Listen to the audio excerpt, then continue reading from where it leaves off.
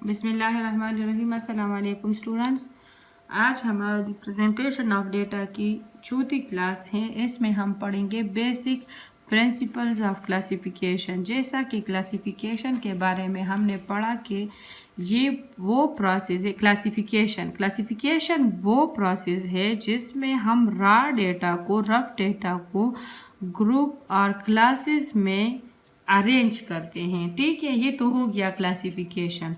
अब हमने देखना ये है कि ये क्लासिफिकेशन करनी कैसी है, ये ग्रुप्स और क्लासेस बनाने कैसे हैं। तो इसके लिए कुछ प्रिंसिपल्स हैं हमारे पास, तो इन प्रिंसिपल को समझना ज़रूरी है। तो इसमें हमारे पास हम 5 से लेकर 20 के दरमियान क्लासेस रखेंगे, लेकिन ये ज़रूरी नहीं है कि क्लासेस 5 और 20 के दरमियान ही होंगे। 5 से कम भी हो सकते हैं, 20 से ज़्यादा भी हो सकते हैं, लेकिन अच्छा है कि हम 5 और 20 के दरमियान लिखें, क्योंकि समझने के लिए फिर ज़रा सही लगता है। There should be between 5 and 20 classes हमारे पास 5 और 20 के दरमियान होनी चाहिए। अब हमारे पास है ये number of classes, class weight पे डिपेंड करता है। कैसे क्लास वेट पे डिपेंड करता है? जब हम क्लास वेट को इंक्रीज करेंगे तो ये नंबर ऑफ क्लासेस हमारे पास डिक्रीज होगा, और जब हम क्लास वेट को डिक्रीज करेंगे, कम करेंगे, तो नंबर ऑफ क्लासेस हमारे पास इंक्रीज होगी। क्लासेस है क्या, ये देखने के लिए मैं फॉर एग्जांपल मैं एक सर्वे करती हूँ गांव में। इसमें मैंने 100 लोगों के एजेस मालूम कर लिए हैं। 100 लोगों के एजेस जब मैंने मालूम कर लिए हैं तो ये मेरे पास एक रफ डेटा आ गया है। रफ डेटा में मेरे पास 100 लोगों के एजेस आ गए हैं। ठीक है, अब इन एजेस को मैंने क्लासेस में कैसे कन्वर्ट करना है, क्लासेस या ग्रुप में। मैं इसकी क्लासेस ऐसी बनाऊंगी कि एज जो है, तो मैंने फॉर एग्जांपल 1 से लेकर 10 साल तक, फिर 11 से लेकर 20 तक, 21 से लेकर 30 तक। इस मेरे पास जो है, तो यहाँ पर मेरे पास आएगा नंबर ऑफ पीपल जो है, नंबर ऑफ पीपल ये मेरे पास क्या है कि 1 साल से लेकर 10 साल तक जो हैं, तो ये इसमें मेरे पास तकरीबन 15 लोग आ गए। इस तरह हम डिवाइड करते जाएंगे। मेरे पास यहाँ पर नंबर ऑफ पीपल आता जाएगा और यहाँ पर मेरे पास एज हमने स्पेसिफाई कर ली है। अब जो मेरे पास ये क्लासेस आ गए हैं, तो इसमें देखिए कि ये हमारे पास लोअर क्लास लिमिट है और ये हमारे पास अपर क्लास लिमिट है। इसमें ये लोअर है, ये अपर है। तो अपर क्लास लिमिट और लोअर क्लास लिमिट जो हमारे पास है, तो ये किस चीज़ में यूज़ होगा? ये हमारे पास क्लास वेट मालूम करने के लिए हम इसे यूज़ करते हैं।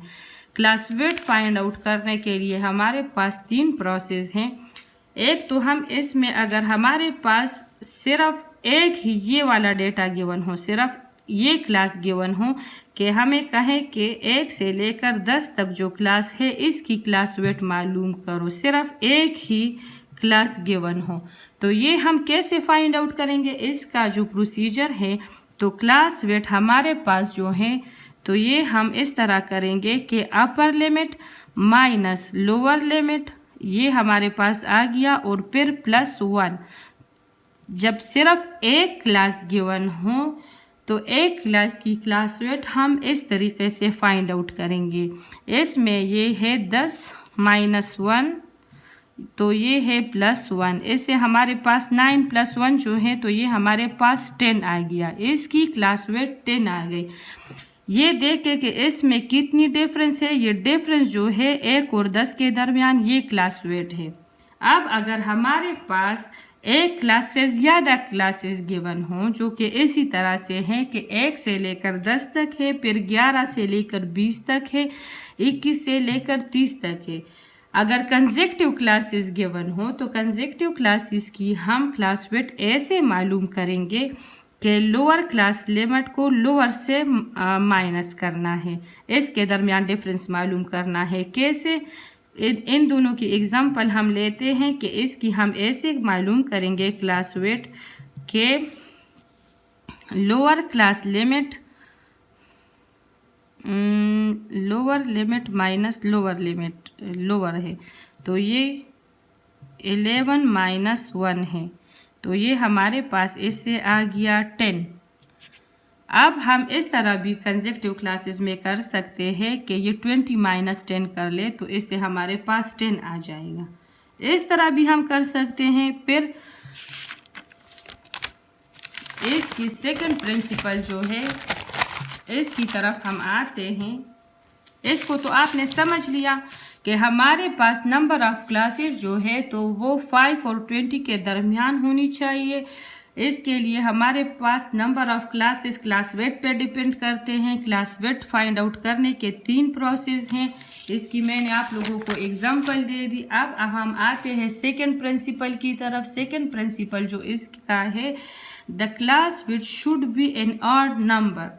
क्लास विट जब हम फाइंड आउट करेंगे तो हमारे पास अच्छा है कि वो ऑड नंबर आ जाए। ये इवन भी आ सकता है, ज़रूरी नहीं है कि हमारे पास ये ऑड नंबर ही आएगा। लेकिन जैसा कि मैंने आप लोगों को ये बताया कि हमारे पास मैंने 100 लोगों का रॉ डेटा लिया था, तो ये हम पर डिपेंड करता है कि हम उसे कैसे क्लासेस या ग्रुप्स में डिवाइड करते हैं। जब हम पर डिपेंड करता है तो अच्छी बात है कि हम ये अपने जहन में रखें कि अगर ये ऑड नंबर आएगा तो हमारे लिए इसकी कैलकुलेशन इजी होगी। कैसे होगी मैं आप लोगों को बताती हूँ। क्योंकि जब हम ये क्लास वेट फाइंड आउट करते हैं तो इसके बाद हमें मिड पॉइंट भी चाहिए होता है न्यूमेरिकल्स में, तो इसके लिए अच्छी बात ये है कि ये ऑड नंबर में आ जाए।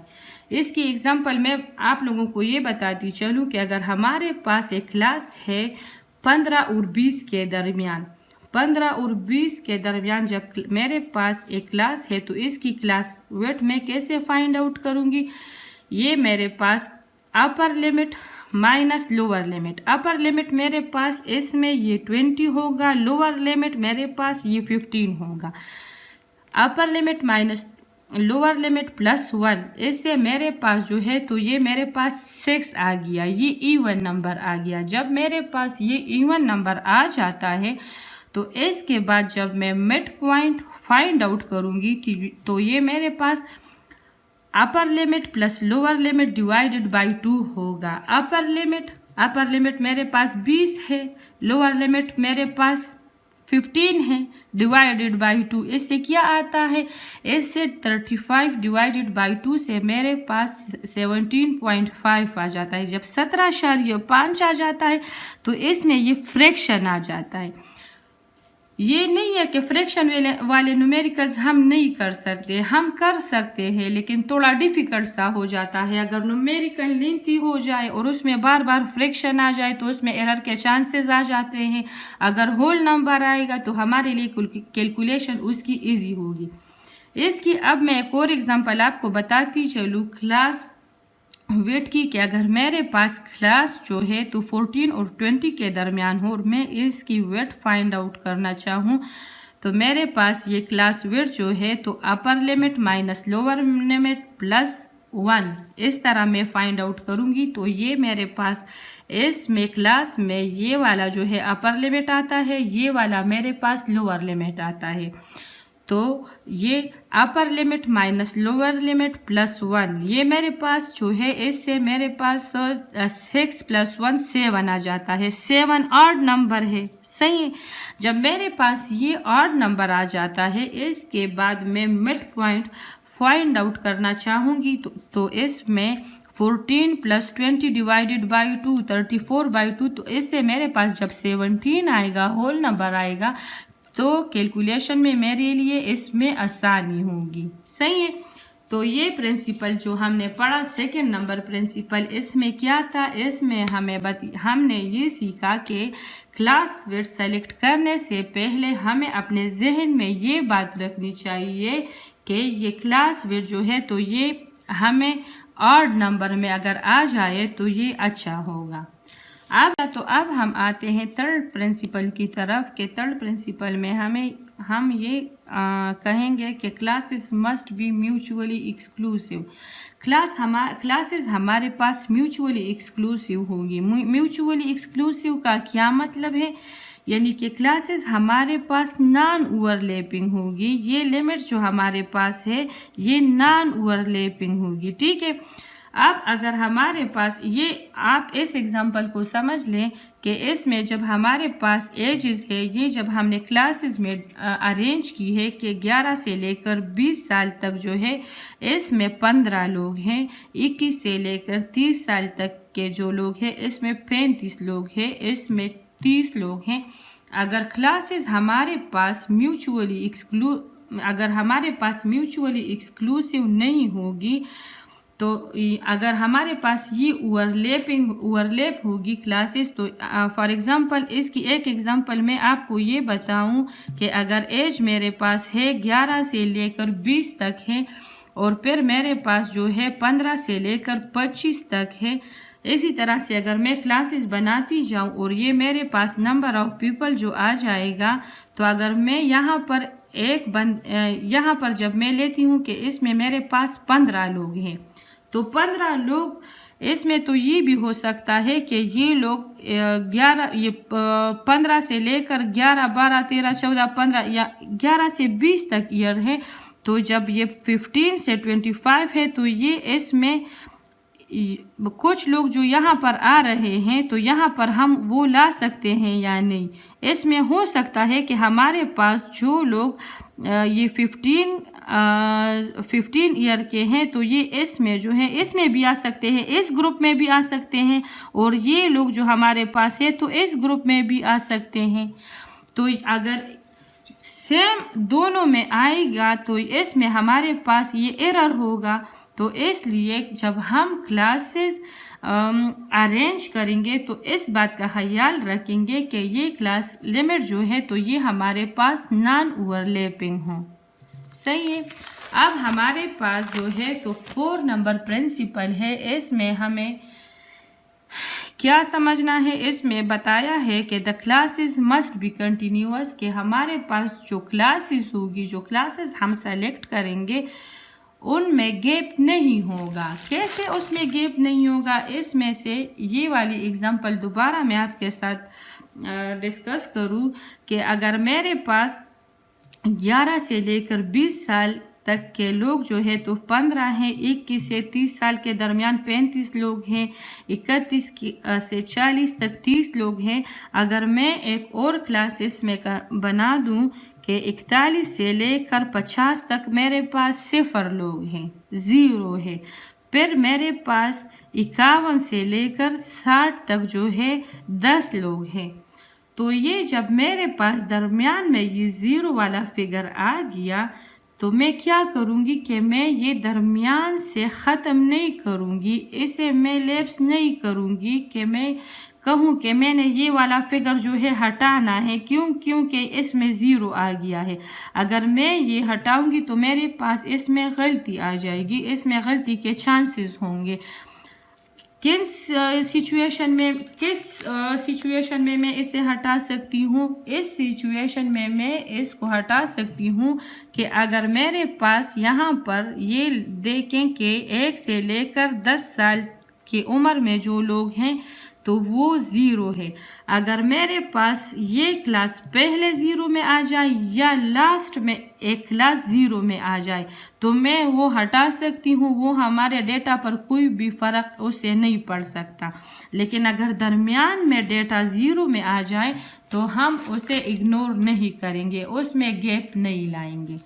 अब जो 5th नंबर प्रिंसिपल हमारे पास है तो इसमें ये है कि classes must be exhaustive. Classes must be exhaustive mean there should be enough classes to accommodate all the data, कि हमारे पास इतनी क्लासेस होनी चाहिए कि वो तमाम डेटा को अरेंज कर सके। कैसे अरेंज कर सके? अगर मैं इतनी क्लासेस बनाऊंगी कि हमारे पास 100 का डेटा है जो मैंने लिया था, 100 का डेटा यहाँ पर मैंने लिया था। अगर मैं इतनी क्लासेस बनाऊंगी कि मेरे पास वो पूरा 100 का डेटा कवर ना कर सके, अगर मेरे पास क्लासेस में 98 लोग आ जाते हैं, 2 रह जाते हैं, या मेरे पास 95 के लोग आ जाते हैं, तो ये तो मेरे पास इसमें एरर आ गया। तो मैं क्लासेस ऐसे बनाऊंगी कि उसमें मेरे पास 100 के 100 लोग आएंगे। अच्छा, तो 6 नंबर प्रिंसिपल जो है इसमें है कि the class must be equal in weight, के क्लास की वेट हमारे पास इक्वल होगी। अब जो हमारे पास 1 to 10 क्लास है, इसकी वेट हमारे पास 10 है। अब इस क्लास की भी वेट हमारे पास 10 है, इस क्लास की भी वेट हमारे पास 10 है। कैसे 10 है? अगर आप फाइंड करें जिन फार्मूलों से मैंने फाइंड किया है तो उससे 10 ही आएगा। ये देख के मैं सिंपल फार्मूले से अगर वेट मालूम करना चाहूँ तो ये मेरे पास जो है 20 माइनस 10, तो ये मेरे पास 10 आ जाता है। अब मेरे पास इस क्लास की वेट 10 तो आती है। अगर मैं यहाँ पर लिखूँ आप लोगों के सामने कि वेट हमारे पास जो है इसकी तो 10 आ जाती है, लेकिन अगर हम इसकी वेट को फाइंड आउट करें तो ये 25 माइनस 11 जमा 1, तो ये हमारे पास आता है 14 जमा 1, तो इससे हमारे पास 15 आ जाता है। इसकी वेट 10 आ गई, इसकी 15 आ गई, तो ये हमारे पास गलत है। सही हमारे पास वो होगा जिसकी वेट हमारे पास सेम आए। अच्छा, तो स्टूडेंट्स ये हमारा 4th लेक्चर था। अगर आप लोगों को कोई डिफ़िकल्टी लगे तो मुझे शेयर करें। मैं